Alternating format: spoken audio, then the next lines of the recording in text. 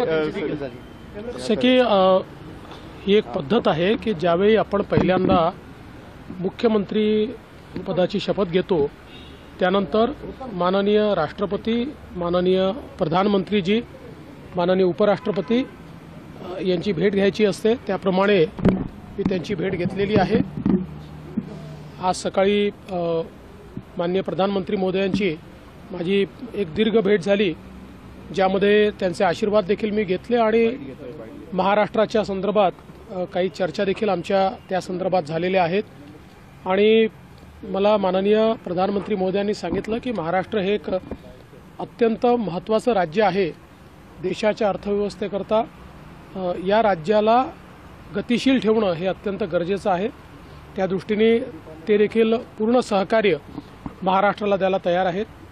मी काल आमचे राष्ट्रीय अध्यक्ष नड्डाजी, गृहमंत्री अमित शहाजी, त्याचप्रमाणे माननीय नितीन गडकरीजी, संरक्षण मंत्री राजनाथ सिंगजी, पक्षाचे जे सगळे प्रमुख लोक आहेत यांची देखील सदिच्छा भेट घेतलेली आहे। आणि रात्री माननीय आमचे नड्डाजी, अमित भाई आणि BL संतोषजी यांच्यासोबत मंत्रिमंडळ विस्तारासंदर्भात चर्चा देखील केली। राष्ट्रपतींची तुम्ही भेट घेतली, उपराष्ट्रपतींची घेतली, काय त्यांच्या राष्ट्रपती महोदयांनी त्या ठिकाणी मी त्यांना निमंत्रित केलं की त्यांनी महाराष्ट्रात यावं। राष्ट्रपती महोदयांनी सांगितलं की मी लवकरच अशा प्रकारचा कार्यक्रम तयार करेन आणि महाराष्ट्रात येईन। जागा वाटप 100% पूर्ण झालंय का? आता मंत्रिमंडळाच्या विस्ताराचा कुठलाही तिढा नाहीये। पहिल्यांदा तर तुम्ही ज्या काही बातम्या चालवल्या त्याचं क्लॅरिफिकेशन देतो की अजितदादा त्यांच्या कामाने आले, मी माझ्या कामाने आलेलो आहे। आणि आत्ता लगेच शिंदेजींचं इथे काम नसल्यामुळे ते आलेले नाही आहेत। त्यामुळे ते मुंबईत आहेत, आम्ही दिल्लीत आहोत। कालपासनं आजपर्यंत माझी अजितदादांची दिल्लीत भेट देखील झालेली नाही आहे। मी माझ्या पक्षाच्या नेत्यांना भेटायला आलेलो आहे आणि आमच्या पक्षाचे मंत्री कोण असतील, त्यांच्या पक्षाचे कोण असतील, शिंदे साहेबांचे शिंदे साहेब ठरवतील, अजितदादांचे अजितदादा ठरवतील।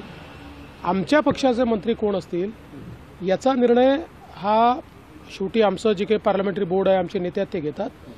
त्यामुळे काल बावनकुळेजींनी आणि मी आमच्या नेत्यांची भेट घेतलेली आहे, त्याच्यावर चर्चा केलेली आहे। प्रत्येक विभागातनं प्रॉबेबली कोण मंत्रिपदाचे उमेदवार असू शकतात, कोणाला आपण बनवू शकतो, असे एक प्रॉबेबल शॉर्टलिस्टिंग देखील त्यांच्यासोबत आम्ही केलेलं आहे। आता या संदर्भात वरिष्ठ स्तरावर ते निर्णय करतील आणि आम्हाला कळवतील। नरेंद्र मोदींचं फॉर्म्युला वगैरे सगळा ठरलाय, तुम्हाला कळेल। सर, तुम्ही नरेंद्र मोदींना भेटलात, नरेंद्र मोदींचं तुमच्यावर एक विशेष प्रेम आहे। ज्यावेळी मुख्यमंत्री कोण होणार ही चर्चा सुरू होती तेव्हा सुद्धा नरेंद्र मोदींच्या वतीने देवेंद्र फडणवीस होणार हे आम्हाला ऐकायला मिळत होतं। तुम्ही आज काय सांगाल, काय स्पेशल बातमी? मला असं वाटतं की मोदीजी हे आमचे सर्वोच्च नेते तर आहेतच, पण एक प्रकारे आमच्या पक्षामध्ये आमच्या सगळ्यांकरता पितृतुल्य अशा प्रकारचं ते नेतृत्व आहे। त्यामुळे आमच्या सगळ्यांचं एक स्पेशल कनेक्ट हा मोदीजींसोबत आहे आणि त्यांचं प्रेम, मार्गदर्शन आम्हाला मिळत असतं। प्रसंगी आम्ही चुकलो तर आम्हाला रागवतात देखील। त्यामुळे एका पालकाच्या भूमिकेमध्ये ते या ठिकाणी आहेत आणि त्यांना भेटणं ही नेहमीच मला असं वाटतं एक अतिशय आनंदाची गोष्ट असते। आणि विशेषतः मी छत्रपती शिवाजी महाराजांची प्रतिमा ही मोदीजींना याकरता दिली की 2014 साली त्यांनी त्यांच्या प्रचाराची सुरुवात ही रायगडावर येऊन छत्रपतींना नमन करून केली होती।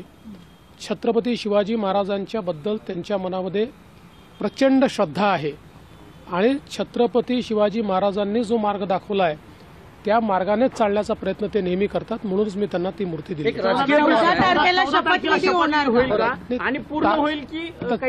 तारीख तुम्हीच ठरवली आहे, आम्ही ठरवायची अजून। एक राजकीय प्रश्न आहे, शरद पवारांचा आज वाढदिवस आहे, अजित पवार कुटुंबियांसह त्यांना भेटलेले आहेत। चांगली गोष्ट आहे। आमच्याहीकडनं शरद पवार साहेबांना खूप खूप शुभेच्छा आहेत। ईश्वराने त्यांना दीर्घ आयुष्य द्यावं, उत्तम आरोग्य द्यावं आणि जी काही राज्याची, देशाची सेवा ते करतायत ती त्यांनी करत राहावी अशा प्रकारची आमची शुभेच्छा। परभणी आणि बीडच्या संदर्भामध्ये काय माहिती आहे? तिथला जो परभणीमध्ये जे काही घडलं, खरं म्हणजे एकतर संविधानाच्या संदर्भात माथेफिरू व्यक्तींनी जी काही त्या ठिकाणी कारवाई केली त्याचा तर निषेधच केला पाहिजे। मात्र एक गोष्ट निश्चित आहे की तो व्यक्ती माथेफिरू आहे, एक प्रकारे ज्याला आपण ज्याच्यावर मनोरुग्ण म्हणतो अशा प्रकारचा मनोरुग्ण आहे आणि त्याला लगेच अटक झाली. अटक झाल्यानंतर इतक्या मोठ्या प्रमाणात हिंसा होणं हे काही योग्य नाही आहे. मला असं वाटतं की जे लोक भारताच्या संविधानाला मानतात आणि जे भारतरत्न डॉक्टर बाबासाहेब आंबेडकरांना मानतात अशा लोकांनी नेहमी संवैधानिक मार्ग पत्करले पाहिजेत आणि अटक झाल्यानंतर हिंसा करणं हे काही फार योग्य नाही आहे.